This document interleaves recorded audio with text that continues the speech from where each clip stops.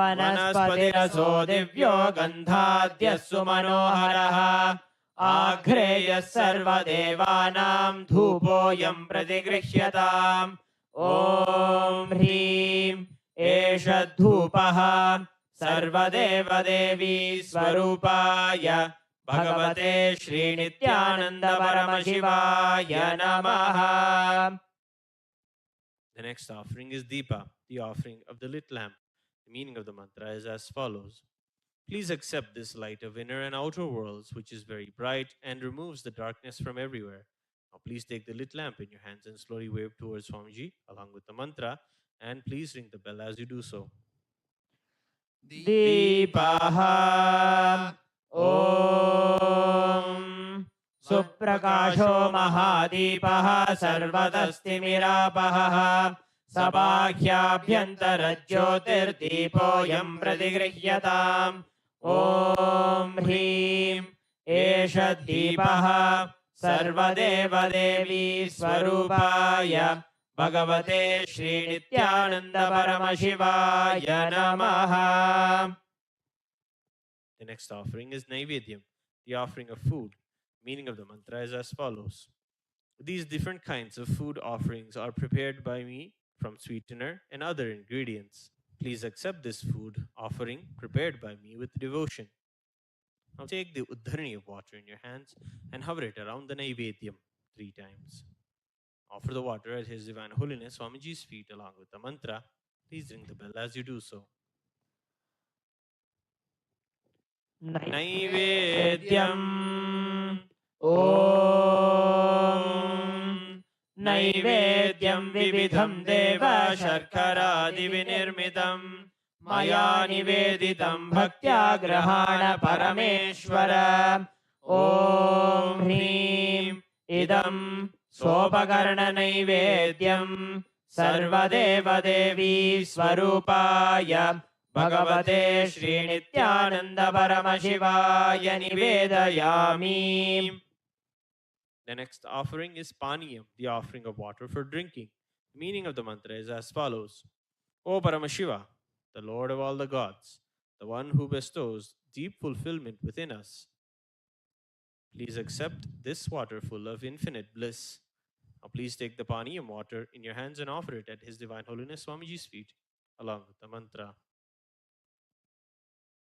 Paniyam Om Samastadeva Devesha Sarvatriptikaram Param Akhandananda Sampurnam Grahana Jalamutamam Om Hrim Idam Panarthodakam Sarvadeva Devi Swarupaya Bhagavate Shri Nithyananda Paramashivaya Namaha. The next offering is Punarachamaniyam, the offering of water for washing the hands and the mouth. The meaning of the mantra is as follows. I offer this water for washing the hands and the mouth to you, whose mere remembrance purifies everybody. Now please take the cup of Punarachamaniyam water in your hands and offer it at His Divine Holiness Swamiji's feet at the end of the mantra.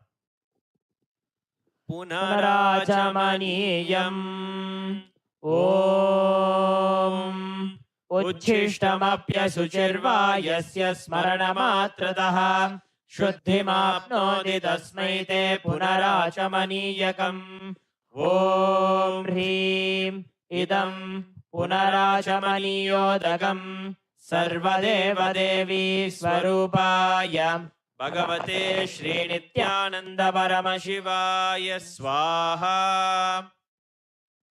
The next offering is Aratrikam, the offering of Arti to the Master. The meaning of the mantra is as follows. I offer my pranams, that is the worship and salutations, to the one who is as pure as camphor, the one who has incarnated because of intense compassion, the one who is the very essence of life, the one who has the king of serpents as his ornament, the one who lives eternally in the lotus of the heart, and the one who has both the Shiva energy, that is the cosmic masculine energy, and the Devi energy, that is the cosmic feminine energy, at its peak. I offer my pranams to you. Now please take the lit arati lamp in your hands and slowly wave it towards Swamiji along with the mantra, and please ring the bell as you do so. आरात्रिकम् ॐ ह्रीं एषा दीपमाला सर्वदेवदेवी स्वरूपाय भगवते श्रीनित्यानन्द परमशिवाय नमः। ॐ साङ्ग्रहण्येष्ट्यायजते इमां जनतागुं सङ्गृह्णानीति द्वादशारत्नीरचना भवति। द्वादशमासा संवत्सरः संवत्सरमेवावरुन्धे मौञ्जी भवति। ऊर्ग्वै मुञ्जाः ऊर्जमेवावरुन्धे चित्रा नक्षत्रं भवति। चित्रं वा एतत् कर्म कर्पूरगौरं करुणावतारं संसारसारं भुजगेन्द्रहारं सदा वसन्तं हृदयारविन्दे भवं भवानी सहितं नमामि। भवं भवानी सहितं नमामि। भवं भवानी सहितं नमामि। आरात्रिकं समर्पयामि भगवत् श्री नित्यानंद परमशिव चरणकमलेभ्यो नमः। The next offering is Pushpanjali, the offering of fragrant flowers. Meaning of the mantra is as follows. Guru is the Brahma, who is the source of creation of the universe.